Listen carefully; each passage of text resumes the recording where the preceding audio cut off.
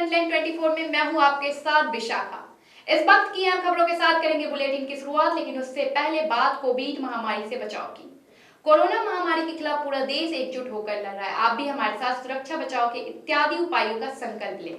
अपना मास्क अच्छी तरह से पहने, 2 गज की दूरी का पालन करें, सुरक्षित दूरी बनाए रखें, साथ ही अपने हाथों को बार-बार धोएं। खबरों पर डालेंगे विस्तार से नजर, लेकिन उससे पहले हेडलाइंस पर एक नजर।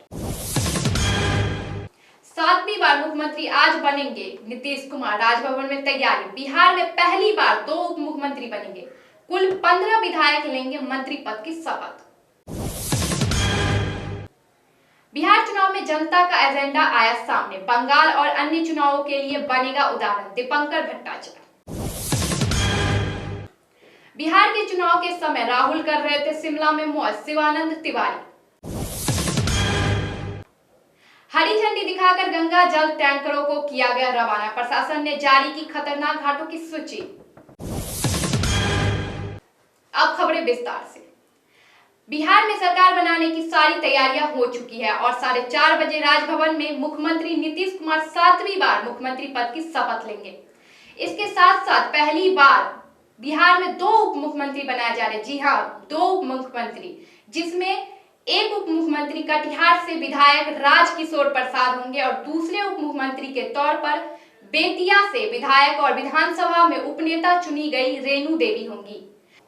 इसके अतिरिक्त 15 विधायक भी मंत्री पद की शपथ लेंगे, जिसमें जदयू के 6 मंत्री मुख्यमंत्री नीतीश समेत शपथ लेंगे, जबकि भाजपा कोटे से 7 विधायक मंत्री पद की शपथ लेंगे। हम और वीआईपी पार्टी से एक विधायक मंत्री पद की शपथ लेंगे। अब तक मिली जानकारी के अनुसार पूर्व विधानसभा अध्यक्ष विजय चौधरी, पूर्व मंत्री अशोक चौधरी, मेवालाल चौधरी, पूर्व मंत्री श्रवण कुमार, शीला मंडल शामिल होंगे, जबकि हम के नेता जीतन राम मांझी या उनके बेटे संतोष मांझी और वीआईपी पार्टी के मुकेश सहनी मंत्री पद में शामिल होंगे। भाजपा के कोटे से पूर्व मंत्री प्रेम कुमार, पूर्व मंत्री मंगल पांडे, नरेंद्र यादव फिलहाल मंत्री पद के रूप में शामिल किए जाएंगे। इधर देर रात मुख्यमंत्री नीतीश कुमार की ओर से राजभवन को जो सूची भेजी गई थी, उसके बाद राजभवन ने इसकी स्वीकृति भी देर रात को ही भेज दी थी, जिसके बाद दोनों से तैयारियों का अंतिम शुरू हो गया था। माले महासचिव कॉमरेड दीपंकर भट्टाचार्य ने कहा कि बिहार विधानसभा चुनाव 2020 का जो परिणाम सामने आया है, उससे साफ जाहिर होता है कि जनता के अंदर बदलाव का जबरदस्त संकल्प था। सरकार को बदलने के लिए बिहार की जनता और खासकर मतदाताओं की नई पीढ़ी का आक्रोश पूरे चुनाव दिखा।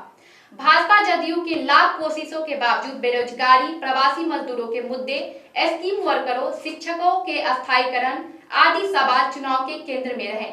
इस बार जनता ने चुनाव का एजेंडा सेट किया, जो इस चुनाव की सबसे बड़ी उपलब्धि है। पटना में संवाददाताओं को संबोधित करते हुए दीपंकर ने कहा कि कुछ सीटों पर बहुत कम मार्जिन से हार के कारण परिणाम हालांकि एनडीए के पक्ष में चलाया गया, लेकिन आज की तारीख में इतना मजबूत विपक्ष कहीं नहीं दिखेगा। भाजपा की विपक्ष मुक्त लोकतंत्र बनाने की जो साजिश है, उसके खिलाफ बिहार की जनता ने इस चुनाव में जबरदस्त दावेदारी जतलाई है। कोरोना लॉकडाउन और अत्यंत विपरीत परिस्थितियों का सामना करते हुए बिहार की जनता ने इस चुनाव को एक जन आंदोलन में बदल दिया। आने वाले दिनों में बंगाल, असम व अन्य सभी चुनावों में यह एक महत्वपूर्ण प्रेरक का काम करेगा। बिहार की जनता ने पूरे देश को मुद्दे पर चुनाव लड़ना सिखाया है। अब इन सवालों को अन्य दूसरे राज्य के चुनाव का एजेंडा बना दिया जाएगा। आरजेडी के वरिष्ठ नेता शिवानंद तिवारी ने कांग्रेस पार्टी पर हमला बोला और कहा कि राहुल गांधी की कार्यशैली की वजह से बीजेपी को मदद मिल रही है। श्री तिवारी ने कहा कि कांग्रेस पार्टी महागठबंधन के लिए बाधा बन गई। कांग्रेस ने 70 उम्मीदवारों को मैदान में उतारा था, लेकिन 70 रैलियां भी नहीं की। राहुल गांधी बिहार में केवल 3 दिन के लिए आए। प्रियंका गांधी नहीं आई क्योंकि वो बिहार में उतना परिचित नहीं थी। उन्होंने कहा कि बिहार में चुनाव सरगर्मी तेज थी और राहुल गांधी शिमला में प्रियंका गांधी के घर पिकनिक मना रहे थे।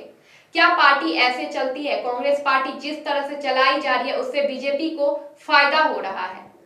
शिवानंद तिवारी ने कहा कि राहुल गांधी के घर बैठक हुई थी। इस बैठक में कपिल सिब्बल, शशि थरूर, मुकुल वासनिक, मनीष तिवारी, ये सब लोग बैठे थे।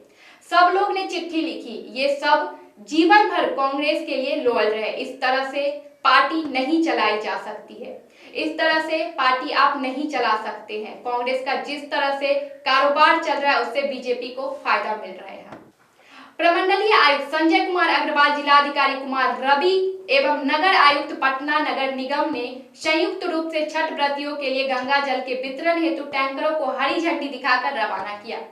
विदित हो कि कोरोना के कारण जिला प्रशासन के द्वारा छठ महापर्व के शुभ अवसर पर छठ व्रतियों की सुविधा के लिए उनके घर तक गंगा जल पहुंचाया जा रहा है। इस क्रम में नगर निगम के 75 वाहनों के माध्यम से आज श्रद्धा, भक्ति और आस्था के महापर्व के व्रतियों के लिए गंगा जल वितरण सुनिश्चित किया गया है। कोविड संक्रमण को देखते हुए जिला प्रशासन ने आम नागरिकों से अपील की कि छठ व्रती यथासंभव अपने अपने घर में ही छठ पूजा करें। कोरोना संक्रमण के इस दौर में छठ घाटों पर भीड़ न लगाएं। छठ महापर्व 2020 के अवसर पर पटना शहरी क्षेत्र में खतरनाक घाटों की सूची प्रशासन ने जारी की। उन घाटों में बुद्ध घाट, अदालत घाट, मिस्री घाट, टीएन बनर्जी घाट, जजेज घाट, बंसी घाट, जहाज घाट, अंटा घाट, सिपाही घाट, बीएन कॉलेज घाट, बाबू घाट, बालू घाट, खाजे कला घाट, पत्थर घाट, अदरक घाट, रिकाबगंज घाट, पीर मदगरिया घाट, नंदगोला घाट, निरुउद्दीन घाट, बुंदेल घाट, दमराही घाट, केशव राय घाट, बांस घाट आदि शामिल हैं। देश और दुनिया की तमाम खबरों के लिए देखते रहिए फ्रंटलाइन 24। नमस्कार।